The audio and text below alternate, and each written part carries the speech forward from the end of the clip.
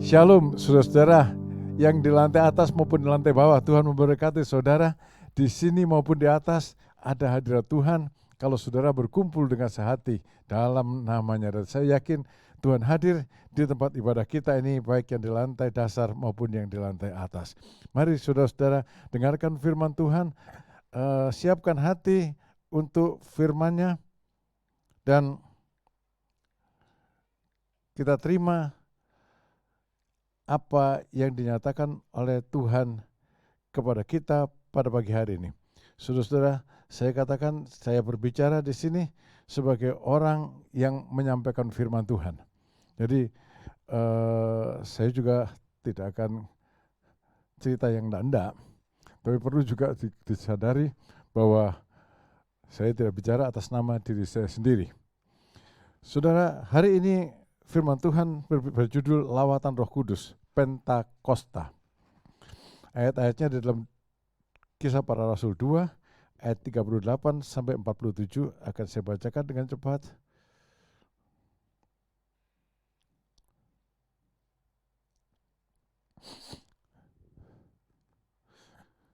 Mulai ayat 37 saja. Ketika mereka mendengar hal itu, hati mereka sangat terharu. Lalu mereka bertanya kepada Petrus dan rasul-rasul yang lain, apakah yang harus kami perbuat, saudara-saudara? Jawab Petrus kepada mereka, bertobatlah dan hendaklah kamu masing-masing memberi dirimu dibaptis dalam nama Yesus Kristus untuk pengampunan dosamu. Maka kamu akan menerima karunia Roh Kudus, sebab bagi kamulah janji itu, dan bagi anak-anakmu, dan bagi orang yang masih jauh.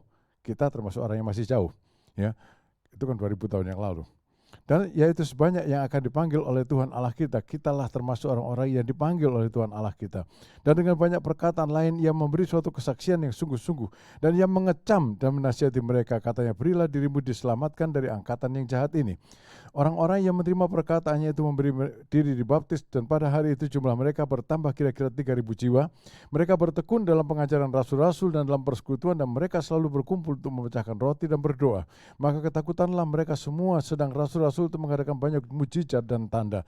Dan semua orang yang telah menjadi percaya tetap bersatu, dan segala kepunyaan mereka adalah kepunyaan bersama. Dan selalu ada dari antara mereka yang menjual harta miliknya lalu membagi-bagikannya kepada orang-orang, kepada semua orang sesuai dengan keperluan masing-masing. Dengan bertekun dan dengan sehati mereka berkumpul tiap-tiap hari dalam bait Allah. Mereka memecahkan roti di rumah masing-masing secara bergilir dan makan bersama-sama dengan gembira dan dengan tulus hati, sambil memuji Allah, dan mereka disukai semua orang, dan tiap-tiap hari Tuhan menambah jumlah mereka dengan orang yang diselamatkan. Saudara-saudara, hari Pentakosta, saya katakan bukan satu kali, tapi diawali 2000 tahun yang lalu di satu loteng kota Yerusalem, loteng yang besar tentunya, berkumpul 120 lebih murid-murid, ada yang bilang antara 120 sampai 200 orang berkumpul, dan itu tentunya suatu loteng yang besar. Dan selama berhari-hari mereka berdoa, selama berhari-hari mereka bersekutu, dan kemudian pada hari Pentakosta, dikatakan dalam Kisah Para Rasul pasal 2 ayat 1-4, ketika tiba hari Pentakosta, semua orang percaya berkumpul di suatu tempat. Tiba-tiba turunlah dari langit suatu bunyi seperti tiupan angin keras yang memenuhi seluruh rumah di mana mereka duduk, dan tampaklah kepada mereka lidah-lidah seperti nyala api yang terbara dan hingga pada mereka masing-masing. Maka penuhlah mereka dengan Roh Kudus, lalu mereka mulai berkata-kata dalam bahasa-bahasa lain seperti yang diberikan oleh Roh Kudus itu kepada mereka untuk mengatakannya. Saudara, Kisah Para Rasul ini adalah sejarah tentang berdirinya gereja yang awal. Dan sejak dari Kisah Para Rasul, gereja terus bertumbuh sampai ke seluruh dunia, mencapai banyak orang, dan termasuk saudara dan saya. Kita dipanggil oleh Tuhan. Yang menyampaikan panggilan kepada kita adalah orang-orang yang diutus Tuhan, orang-orang yang dipenuhi dengan Roh Kudus. Ya, mari kita belajar dari Kitab Para Rasul. Kitab Para Rasul mencatat bagaimana gerejanya berdiri.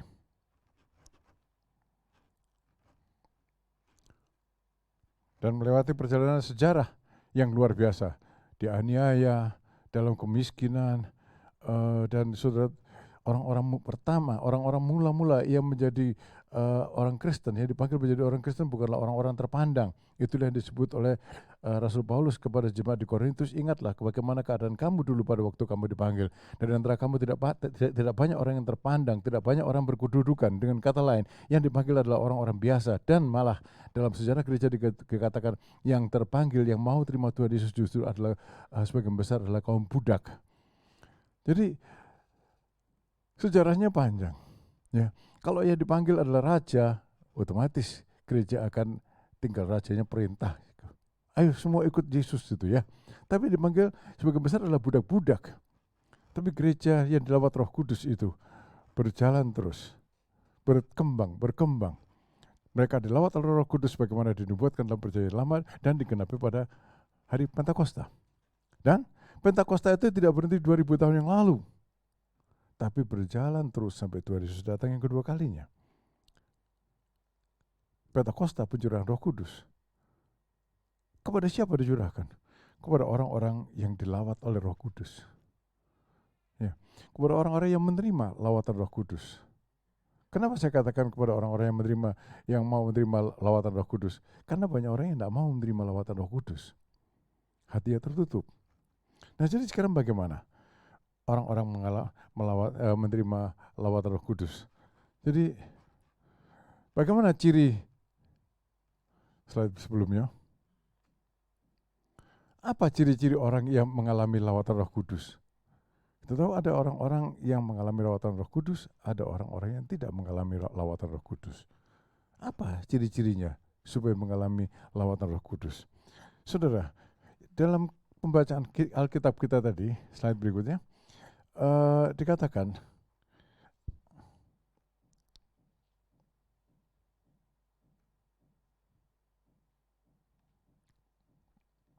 ya, slide berikutnya. Itu slide kedua, slide nomor satunya belum. Nah, ada satu hal saudara yang mereka ada pada semua mereka yang mengalami lawatan Roh Kudus, yaitu bertobat dari dosa. Orang yang mau dilawat Roh Kudus tidak ujuk-ujuk minta dipenuhi dan langsung dipenuhi. Roh Kudus, namanya juga kudus. Ya. Dan dia akan datang ke tempat yang mengundang dia, tapi yang dikuduskan. Karena untuk dikuduskan itu kan tidak susah. Saudara tidak boleh bertapa 40 hari 40 malam, tidak makan daging, hanya boleh makan sekepel setiap hari, pakai garam aja, minum segelas setiap hari, baru dikuduskan. Tidak. Untuk dikuduskan itu sebetulnya sangat mudah. Terima Tuhan Yesus, mengaku dosa, bertobat. Ya, bertobat dari dosa. Jawab Petrus kepada mereka, bertobatlah, dan hendaklah kau masing-masing memberi dirimu dibaptis dalam nama Yesus Kristus untuk pengampunan dosamu, maka kamu akan menerima karunia Roh Kudus. Saudara, ini penting pertobatan ini. Ya, Tuhan bicara dan Roh Kudus menyadarkan seseorang akan dosa-dosanya. Ya, hatinya tertempelak. Tapi saudara, belum tentu orang yang disadarkan oleh Roh Kudus yang hatinya tertemplak itu bertobat dari dosa. Ya, yang hatinya tertemplak oleh firman Tuhan, oleh pesan yang disampaikan, belum tentu dia bertobat dari dosa. Di dalam kitab Kisah Para Rasul pasal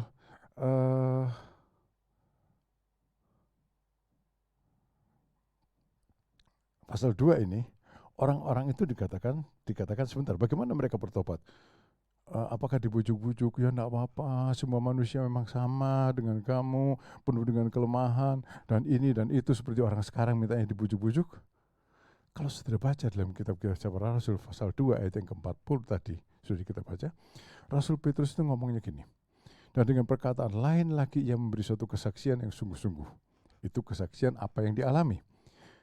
Dan ia mengecam dan menasihati mereka. Nah, kalau orang sekarang dikecam kan keluar tanduknya, saudara. Ya, orang sekarang itu kalau dikecam keluar tanduknya. Tapi firman Tuhan itu kan tidak berubah dari dulu, sekarang, dan selamanya. Ia mengecam dan menasihati mereka. Waktu saya baca ayat ini, saya jadi robah ya banyak orang sekarang ini. Orang sekarang mintanya selalu dipuji baru mau bertobat. Saudara, jadi orang yang dikecam ada dua reaksinya. Dengan rendah hati dia menerima dan bertobat, seperti yang dilakukan oleh jemaat yang 3.000 jumlahnya itu, atau sebaliknya bisa keluar tanduknya. Pada waktu Stefanus dalam Kisah Para Rasul pasal 7 mengecam orang-orang pemimpin agama Yahudi Sanhedrin atas dosa yang mereka lakukan, tidak dikatakan Stefanus itu asal ngomong, maka penuhlah Stefanus dengan kuasa Roh Kudus. Tapi reaksi dari Sanhedrin kan beda. Dalam Kisah Para Rasul pasal 7 ayat 54, 57 dan 58 dikatakan, ketika anggota-anggota mahkamah agama itu mendengar semuanya itu, sangat tertusuklah hati mereka. Ya, sangat tertempelak. Maka mereka menyambutnya dengan kertakan gigi. Di dalam Kisah Para Rasul pasal 2 tadi, mereka menyambutnya dengan rendah hati dan bertobat. Di dalam kitab Kisah Rasul pasal 7, mereka menyambutnya dengan kertakan gigi. Kurang ajar. Saya sudah tua gini masih disindir, sudah orang ajar. Saya sudah tua gini masih Dan dalam Kisah Para Rasul pasal 7 dikatakan, maka berteriak-teriaklah mereka dan sambil menutup telinga serentak menyerbu dia. Mereka menyeret dia keluar kota lalu melemparinya dengan batu. Ya, ada dua kemungkinan.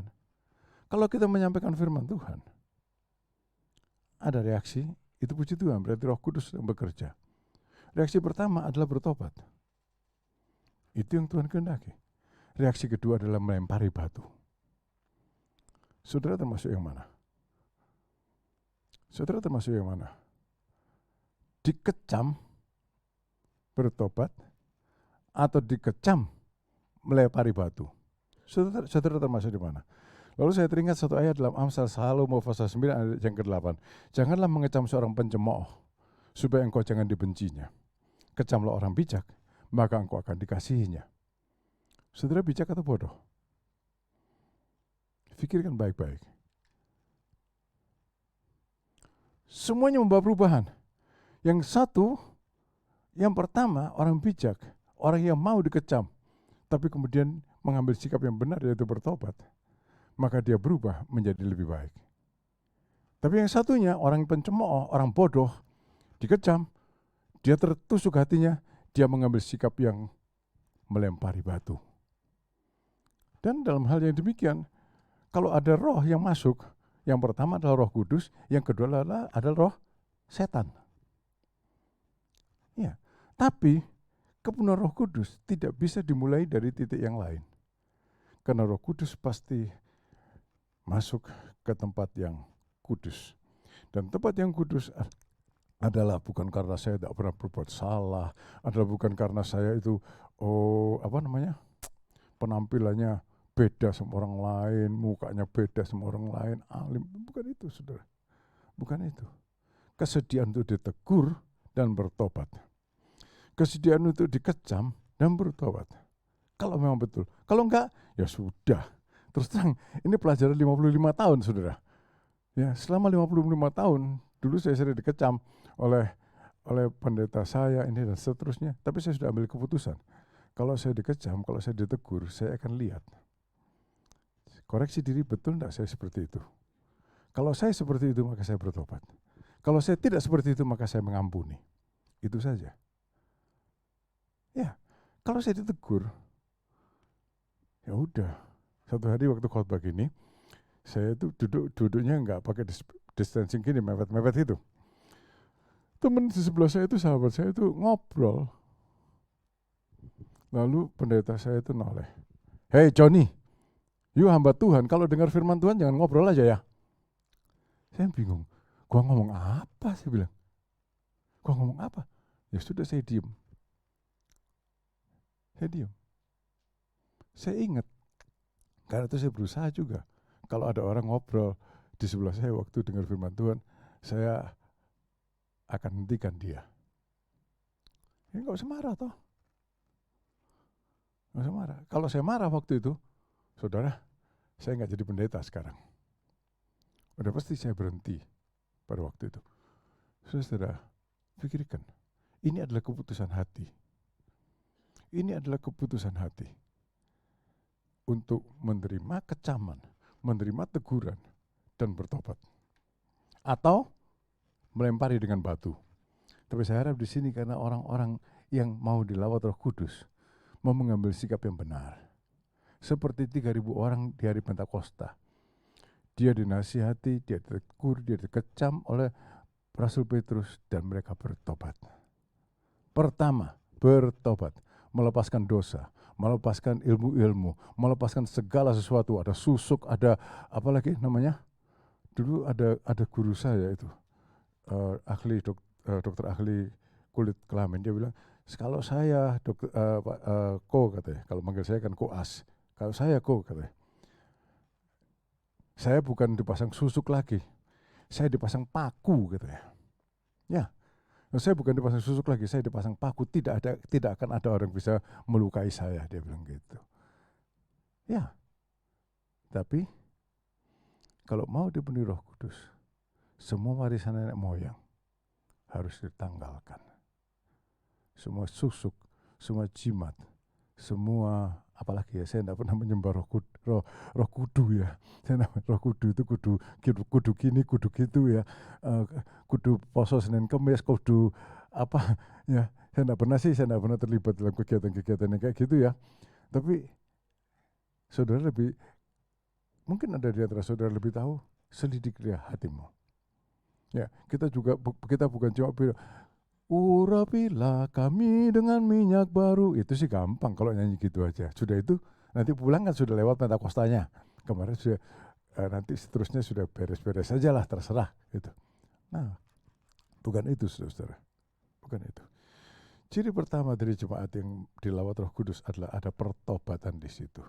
Ada pertobatan berarti ada kerendahan hati. Ada pertobatan berarti ada kekudusan. Ada pertobatan berarti ada Yesus di situ. Yang kedua, bertekun dalam firman. Dalam Kisah Para Rasul pasal 2 ayat 42 dikatakan, mereka bertekun dalam pengajaran rasul-rasul dan dalam persekutuan. Abba. Nah, jemaat pertama itu mengikuti Abba, tapi ngikutinya bukan gini. Kalau sehari 2 pasal, ya sudah nanti seminggu sekaligus 14 pasal. Kan soalnya 2 pasal itu terlalu sedikit bapak-bapak ini. Kalau suruh baca 2 pasal, targetnya 2 pasal, saya lihat, ini sudah sampai imamat, bacanya mulai Keluaran pasal 20. Oh hebat juga ya. Langsung di apa?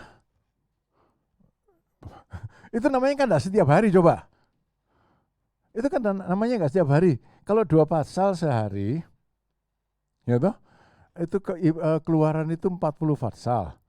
Kalau dibaca mulai Keluaran pasal 22 sampai imamat pasal 1 dalam sehari, itu namanya 20 pasal dalam sehari. Baiknya Pak Edi ditanya, Bapak ikut Abba maunya 2 pasal sehari, 10 pasal sehari, 20 pasal sehari gitu toh.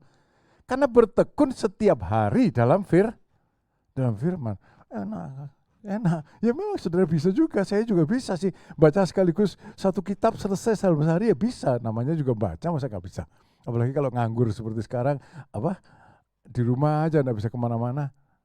Tapi bukan itu yang Tuhan kehendaki. Bukan itu yang Tuhan kehendaki. Setiap hari bertekun di dalam firman. Di sini dikatakan pengajaran rasul-rasul. Kenapa?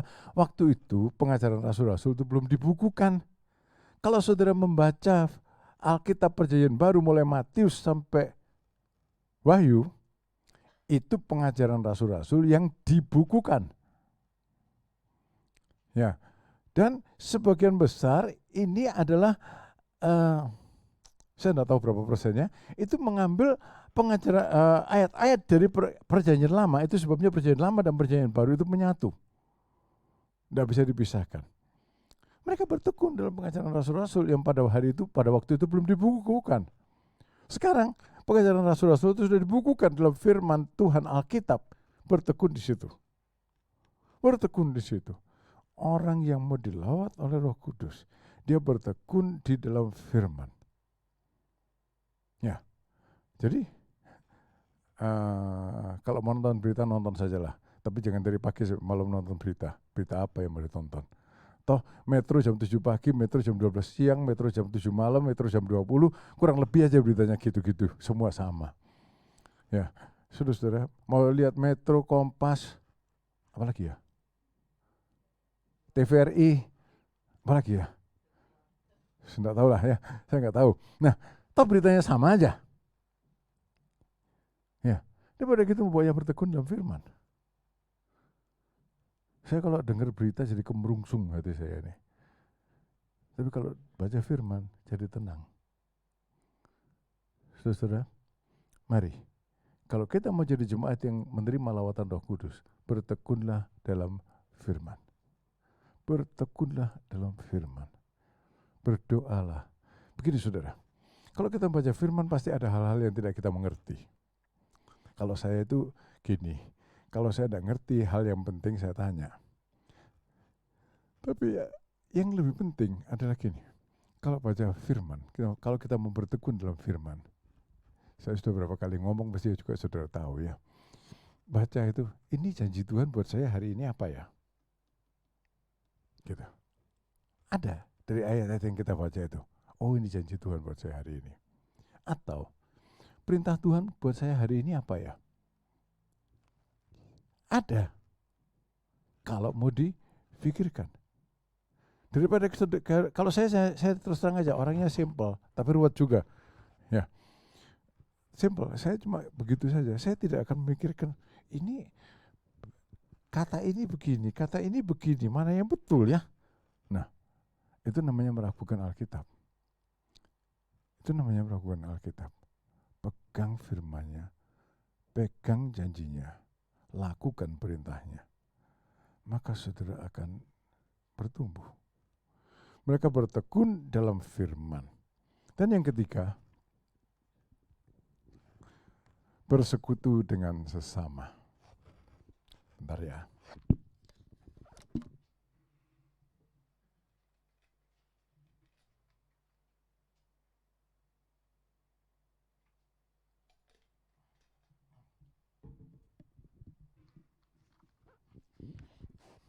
Sebelum batuk.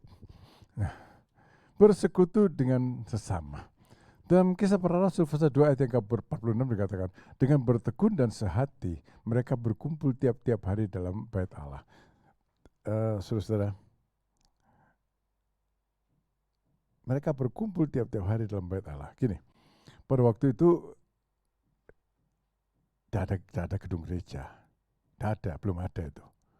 Ya, pada waktu 3.000 orang itu bertobat, mereka tidak punya gedung gereja, mereka juga tidak punya gagasan untuk mendirikan gedung gereja, mereka tidak punya gagasan untuk itu. Jadi, di mana mereka berkumpul? Dalam bait Allah, tiap hari. Kalau saya boleh katakan, berarti tiap hari mereka berkumpul dalam rumah Tuhan. Ya gampangnya gini, tiap hari di sini ada doa pagi, saudara datang doa pagi, kita berkumpul bersama-sama. Kurang lebih gitu aja praktisnya. Ya, tiap hari kita jam 8 pagi doa pagi di sini, datang berkumpul bersama. Berdoa bukan seminggu sekali. Jemaat yang dilawat Roh Kudus, mau dilawat Roh Kudus, mereka harus berkumpul bersama, karena dalam perhimpunan bersama 2-3 orang berhimpun bersehati, ya Tuhan Yesus ada di tengah-tengah mereka. Ini bukan omongan orang frustrasi gini. Worship leader itu biasanya kalau mulai ibadah, kalau di sini tuh bagus, mulai ibadah sudah hampir penuh. Ada di gereja-gereja tertentu yang saya ya jelek-jelek gini pernah khotbah di gereja-gereja mana-mana ya. Yang kalau mau khotbah saya mulai kebaktian itu saya juga noleh. Piro sing tekoi. Mana orangnya gitu ya. Nah, worship leader frustrasi toh. Dia mulai ibadah dalam keadaan gedung kosong, pendetanya enak, khotbah sudah penuh. Worship leader itu berat. Kalau jemaatnya kayak gitu noleh. Dia naik mimbar, sopo sing diajak nyanyi dewek sama pendetanya saja. Ya. Nah, biasanya worship leader yang frustrasi bilang enggak apa-apa saudara, dia udah 2-3 orang kumpul dalam nama Tuhan, dia ada di tengah-tengah kita. Tapi itu semua keomongan iman, bukan omongan orang frustrasi. Ya, saudara-saudara, tapi betul. Ya, di mana ada orang berkumpul di dalam nama Tuhan, sehati, Yesus ada di tengah-tengah mereka. Bersekutu.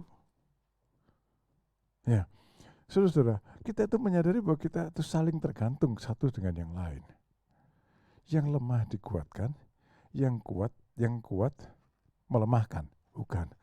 Ya, yang lemah dikuatkan oleh yang kuat. Yang lemah dikuatkan oleh yang kuat. Yang kuat memahami perasaan yang lemah karena dia juga pernah lemah. Kenapa sih Tuhan Yesus itu paham sekali sama saya? Karena semua pengalaman saya, dia sudah alami. Kan tidak ada orang yang terus kuat, tidak pernah lemah. Kita semua pernah lemah, pernah dikuatkan. Dalam persekutuan bersama-sama, kita bisa saling menguatkan. Karena kita mempunyai pengalaman yang sama. Ya, berkutu dengan sesama untuk berbagi, untuk saling menguatkan, untuk saling meneguhkan, untuk saling mempedulikan. Ya, jadi baiknya mungkin gini, tiap minggu datang sebelum ibadah, duduknya pindah-pindah, tapi jangan janjian. Minggu depan kita duduknya pindah sana ya, tapi jajarnya sama aja gitu ya. Pindah-pindah tapi jangan janjian. Lalu sapalah orang yang di sebelahnya. Kalau belum tahu namanya, tanya namanya siapa, rumahnya di mana, anaknya berapa, mantunya berapa. Kalau sudah rambutnya putih kayak saya ini, putunya berapa. Kurang lebih begitu. Saling mengenal, baru bisa saling mempedulikan. Lah kalau setiap minggu duduknya itu aja jajarnya saya sama istri saya sama istri saya. Pagi, siang, malam, lu lagi. Kan yang lainnya nggak kenal, saudara. Bagaimana bisa mempedulikan orang yang tidak kita kenal?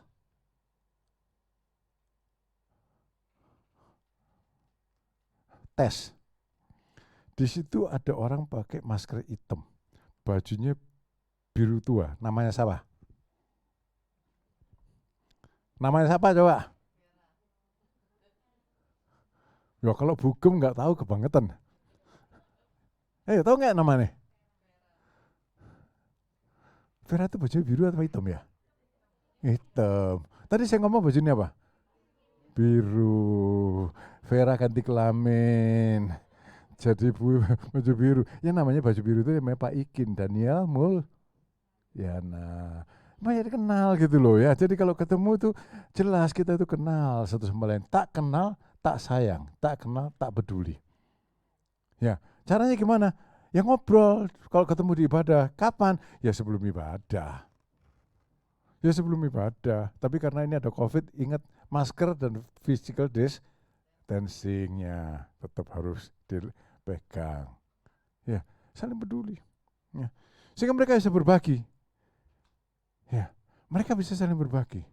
Yang kuat membantu yang lemah. Dan jangan kira yang lemah terus dibantu. Yang lemah, mungkin dia punya satu kekuatan yang bisa menolong yang kuat. Ya toh, membantu orang yang lemah belum tentu, saudara. Besar mana bantuan yang kita berikan kepada orang yang lemah? Aku kepada dia atau dia kepada aku? Kadang-kadang saya pikir dia kepada aku bantuannya lebih besar. Kenapa? Dia mendoakan saya. Satu kali waktu saya sakit dulu, ada satu pendeta dari desa itu berkunjung ke saya. Ya, saya bilang, Bapak ini, dia lebih sakit dari saya, tapi jauh-jauh dari Jawa Tengah dia kunjungi saya. Betul, saya bilang, Bapak ini lebih sakit dari saya, kok Bapak kunjungi saya? Saya bilang. Jadi waktu saya diundang ke sana, saya izin, bilang nggak mau. Ya udah saya datang ke sana meskipun tidak sehat. Saya bilang, saudara, belum tentu loh orang yang kita bantu itu dibandingkan bantuan dia kepada saya dan saya kepada dia mana lebih besar. Bisa-bisa dia yang kelihatan lemah itu lebih membantu daripada kita kepada dia. Kita membantu materi, dia membantu rohani, dia mendoakan. Tapi kita tidak akan bisa melakukan itu kalau kita tidak kenal. Ini tiga hal ini mesti ada dalam jemaat yang dilawat oleh Roh Kudus. Yang mau dilawat Roh Kudus, sedang dilawat Roh Kudus, dan akan dilawat Roh Kudus. Tambah 2 menit. Nah, begini saudara, 3.000 orang itu bertobat. Mereka membentuk jemaat. Ini kok cepat sekali dari 4 ke 3. Nah, baru tadi 4 sekarang sudah 3. Nah, mereka itu bertobat dalam satu jemaat. Rasul-rasul penuh Roh Kudus kayak gitu. Di dalam kitab Kisah Para Rasul dikatakan mereka berkumpul dalam jemaat, tapi tidak dikatakan bahwa 3.000 orang itu bernubuat, berkarunia lidah seperti yang dialami oleh rasul-rasul. Kalau iya, yang berarti nggak tercatat. Tapi rasanya kalau 3.000 sekaligus dipenuhi Roh Kudus, 3.000 bertobat dibaptis dicatat, 3.000 orang berbahasa macam-macam nggak dicatat, nggak apa-apa. Mungkin nggak dicatat. Tapi yang pasti mereka dicatat baru berbagai macam bahasa di dalam Kisah Rasul pasal 4 ayat 23 sampai ayat 31. Pada waktu Petrus dan Yohanes menyembuhkan seorang dalam nama Tuhan Yesus, menyembuhkan orang sakit lumpuh. Petrus dan Yohanes ditangkap dan kemudian diancam tidak boleh menyebarkan nama Yesus. Kemudian dia datang kepada jemaat. Lalu jemaat berdoa. Kitab Kisah Para Rasul pasal 4, saya bacakan cepat saja. Sudah lepaskan pergilah Petrus dan Yohanes kepada teman-teman mereka, lalu mereka menceritakan segala sesuatu yang dikatakan imam-imam kepala dan tua-tua kepada mereka. Ketika teman-teman mereka mendengar hal itu, berserulah mereka bersama-sama kepada Allah, katanya, ya Tuhan, Engkaulah yang menjadikan langit dan bumi, laut dan segala isinya. Dan ketika mereka sedang berdoa, goyanglah tempat mereka berkumpul itu, dan mereka semua penuh dengan Roh Kudus, lalu memberitakan firman Allah dengan berani. Jadi itu satu proses yang terus menerus. Bukan cuma, sudah Pentakosta dipenuhi Roh Kudus, itu besok embuh, lusa embuh, gitu ya. Itu bisa merupakan satu proses yang bertahap, tapi mesti berkelanjutan terus menerus. Terus menerus apa? Terus menerus bertobat. Terus menerus apa? Terus menerus bertekun dalam firman. Terus menerus apa? Terus menerus bersekutu satu sama lain. Maka Roh Kudus akan mengalir di tempat ini. Tuhan memberkati saudara. Mari kita berdoa. Ada nyiapkan satu lagu enggak? Nah, penuhilah kami dengan minyak baru, urapilah kami dengan hadirat-Mu.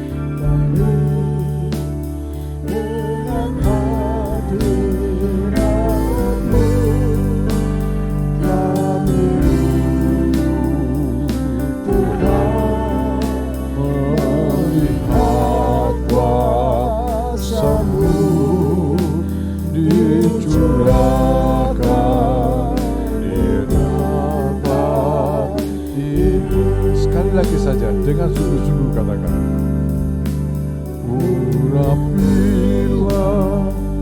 kami dengan minyak baru, penuhilah kami dengan hadirat-Mu, kami rindu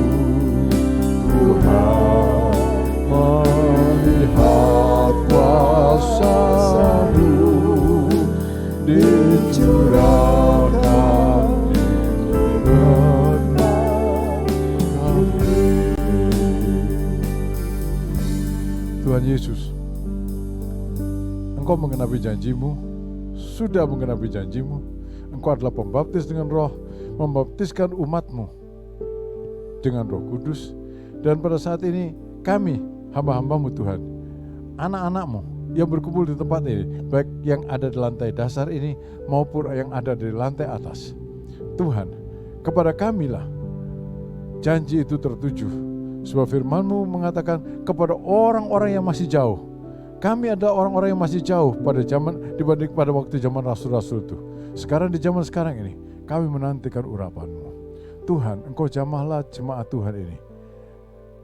Semua yang hadir di ruko nomor 15 dan 16 ini, jamahlah ya Tuhan, jamahlah. Supaya kami ya Tuhan, hati kami tertuju kepadamu dengan pertobatan, dengan firman, dengan persekutuan bersama. Tolonglah kami Tuhan untuk menjalani hari-hari kami terus menerus, sehingga aliran Roh Kudus itu bertambah dan makin bertambah dalam kehidupan kami, sampai suatu saat Tuhan itu menjadi satu kenyataan yang besar di tengah-tengah kami. Ada satu revival, ada satu kebangunan rohani di tengah-tengah kami, karena kuasa-Mu, Roh-Mu bekerja dengan nyata dalam kehidupan kami semua. Hamba-hamba-Mu ini, anak-anak-Mu ini, yang Tuhan panggil, yang Tuhan percaya untuk menjadi utusan-Mu, saksi-saksi-Mu di dunia pada masa sekarang ini. Tanpa Roh-Mu Tuhan, kami tidak akan bisa berbuat apa-apa. Tapi dengan Roh-Mu, maka kami akan mempunyai keberanian untuk bersaksi, sebagaimana yang terjadi pada jemaat yang mula-mula setelah Kisah Para Rasul pasal 4 ini. Tuhan berfirmanlah katanya, bekerjalah dalam diri saudara-saudara ini, jamahlah hati mereka, jamah hati kami semuanya. Berdoa buat beberapa saudara kami yang pada hari ini sedang sakit, Tuhan jamahlah, ulurkan tangan Tuhan, sembuhkanlah mereka. Bersyukur buat kesembuhan yang sudah dialami oleh saudara-saudara kami yang lain. Tapi kami mohon Tuhan pertolongan Tuhan untuk saudara kami yang sakit pada hari ini. Jamahlah dan sembuhkanlah. Yang sakit karena tua, jamahlah dan beri kekuatan kepadanya untuk membuat hidupnya meskipun dia lemah karena usianya yang tua, dia tetap menjadi berkat di dalam Tuhan. Berdoa Tuhan buat saudara-saudara kami yang berulang tahun. Lawatlah saudara-saudara kami yang berulang tahun ini dengan berkat serta kasih karunia-Mu, dengan kekuatan yang berasal daripada-Mu, karena Engkaulah kekuatannya, karena Engkaulah yang memeliharakan mereka sampai pada hari ini. Engkau memeliharakan mereka di masa-masa yang akan datang. Berkatikan semua hamba-hamba-Mu yang melayani kami dalam ibadah, baik di ruko nomor 15 maupun 16, lawatlah saudara-saudara kami ini, berkatilah mereka sebagaimana pelayanan mereka memberkati jemaat-Mu dan memuliakan nama-Mu. Biarlah kiranya ya Tuhan, pelayanan mereka pada hari ini berkenan di hadapan hadirat-Mu, pelayanan di multimedia, di Mulmed, di Asyir, dan musik. Tuhan, sekiranya Engkau sendiri bekerja, berkati akan semua pemuji di hadapan hadirat Tuhan pada pagi hari ini. Berkati dan tolonglah semua pelayan-pelayan Tuhan ini. Apa yang mereka lakukan kiranya menyenangkan hati-Mu. Dan pada pagi hari ini juga berdoa untuk setiap saudara kami yang telah memberikan persembahan ke dalam perbenaran rumah-Mu, yang dengannya Tuhan kami mendapatkan benih bagi kelangsungan pelayanan ibadah di tempat ini. Dan Tuhan, berkat-Mu kiranya melimpah kepada mereka yang telah memberikan persembahannya. Dalam nama Tuhan Yesus Kristus kami berdoa. Dan saudara, marilah kita terima berkat dari Tuhan. Dan pada akhirnya saudara, terimalah berkat serta perlindungan dari Allah Bapa. Tuhan Yesus Kristus sendiri mengarahkan wajahnya atas saudara, menyinarkan wajahnya atas saudara, memenuhi saudara dengan kasih karunia-Nya yang berlimpah-limpah, dan damai sejahtera-Nya yang mengawali kehidupan saudara. Dan kiranya persekutuan Roh Kudus mengikat kita satu persatu, pribadi demi pribadi, dari saat ini sampai Tuhan Yesus datang yang kedua kalinya. Ajaib Tuhan.